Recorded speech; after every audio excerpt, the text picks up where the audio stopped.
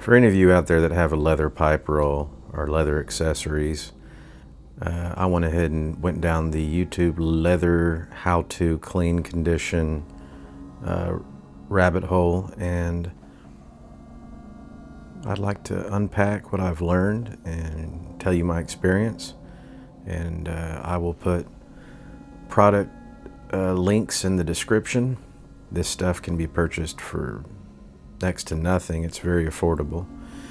So first things first, just so you know, I went to a pretty big YouTube channel to get all this information. Wasn't that difficult. His videos were descriptive enough where I could gather the information relatively quickly. But not all leather cleaning and conditioning products are made equal. You want to go as organic as possible, because there's a lot of stuff out there that have cleaning agents and artificial components to it that are not good for your leather long term, even though you can get some pretty amazing results up front. So just know, walking into this, I'm not recommending products that just work. This is something that you would use on a prized piece of leather. And having read all the comments under these two videos, it was pretty clear that other leather enthusiasts were in complete agreement with him, with some slight nuances. Some people recommended different soaps and different leathers, but they all agreed that the ones that he selected were very reputable. So let's we'll talk about cleaning first. So this is saddle soap. Understand they're not all made equal. If you want to go ahead and buy this product, make sure it's the Fabings. I don't know how you pronounce that, but that was something that was pointed out. So it needs to be this brand. And they sell a yellow and a white. The white is something that they came up with for marketing purposes, because there's actually a yellow hue. I've only got one hand here. Just take my word for it. It's like a yellow waxy hue, and people were afraid that that would discolor the leather. Well, so they made a white one, so it's like a pigmented version of the same thing that does the exact same thing. So this one is the yellow one. They both do the exact same thing. Just in case you buy this product and you are wondering, hey, what's the white tin? That's why. So this is the cleaner, and the conditioner is Chamberlain's Leather Milk. First things first, when you clean it, obviously you're going to want to empty everything. If there's any lint or particulates on it, you're going to want to brush that off. But it's super simple. You'll just get like a bowl of water. You take this is a Kiwi horsehair's bristle brush. It's like $1.50 or $2.50, something to that effect, on Amazon. People were complaining that the bristles will fall off, and they do. But I mean, it's so cheap. Would I spend the extra cash on a premium brush? Sure. But you'll have to. I didn't feel like spending a lot of time finding what's premium, considering this is really, between this and my wallet, this is the only leather I own. So if I have to buy one of these every 3 to 5 years, okay, for $2.50, still gets the job done. But you'll basically, when you clean it, you'll take a bowl of water, you'll lightly dampen the horsehair bristles, you'll create a very light lather on your brush, and you'll just, in sections, you'll choose a section, you'll do little swirls top to bottom. If you have to go back in and double dip, that's fine. Occasionally rinse it off in the bowl, my imaginary bowl over here, or just walk up to your sink. And once you get a section done, take a cotton towel and just wipe that off. It really is that simple. You do front and back, inside the pockets, up and down, left and right, whatever you want to do. I did everything I could. And I did this as well. I even did the leather strap. So the most important thing is after you clean it, you need to let it dry before you condition it. You do not want to condition anything that has a wet core to it. You can only imagine trapping in moisture in here with a beeswax conditioning solution like this, which I'm not sure if there's beeswax in it, but an oily substance that's going to lock in the moisture would be a foul thing to do. So this was actually set on my bid with the fan on it, and for probably about 5 to 6 hours before I moved it over there. But it was honestly dry within like 12 hours, but I still waited 24. And just use your better judgment.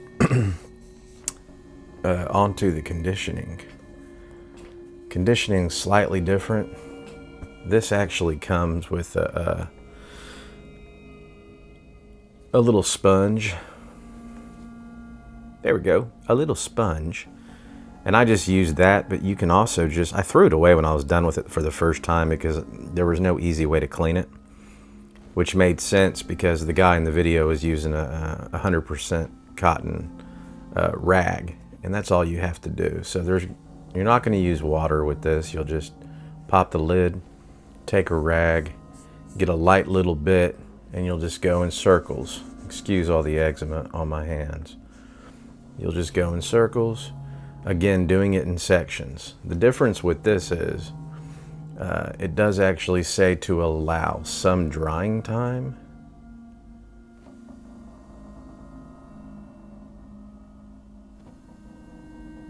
After brief drying time. Lightly buff after brief drying time. So I did do that, but I didn't let it dry like I was waxing a car. So, you know, you do you. But I will tell you that it turned out great. And I did everything front and back, in and out, even this. And it took longer for the conditioning to dry. I think I let it go for like almost 48 hours. So, or 36, maybe it was 36, but I let it go for a good while. And it does slightly darken the leather. But that's expected with conditioner. That's just the way it is. My favorite part is obviously it cleaned it, but the conditioner took away all these micro scratches and it made it soft. And I've had this for 2 years, so it was already pretty soft, but it made it even softer. So honestly, like, I mean, for me, if you've got a piece of leather like a pipe roll that you're really using, if you're okay with it being slightly darker, you may just want to wait like I did. I waited 2 years before I did any treatment. This is the first time doing it, but I think I would do it the first 6 months to a year, because had this been the second time that I had done this, I think this would even be softer. And there's ways to go to buff it for shine and stuff like that. I'm not into that. I like a flat leather look, worn. I mean, this is like a leather, this is rugged pipe roll in and out of a car. I touch it in between breaks, and sometimes my hands are kind of dirty and all that, so I'm not looking for shine. I like that flat, leather, worn, soft, clean look. And all this straightened out. It was just wrinkle-free. But that's it, yeah. To recap, you wet your bristle brush, lightly lather with the saddle soap. Do it in sections, wipe it off with a dry cloth, 100% cotton cloth, until it's done. Make sure it's completely dry before you condition it. When you condition it, you can use the sponge that came with it, or just another a completely dry 100% cotton rag. Get you a little bit, do it a section at a time. After you allow brief drying time, wipe it off with another dry cotton rag and allow it to dry. One thing that was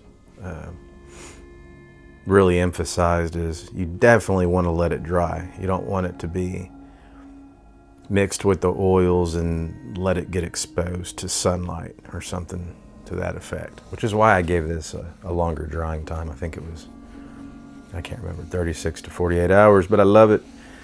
It was a great experience, all done for very cheap.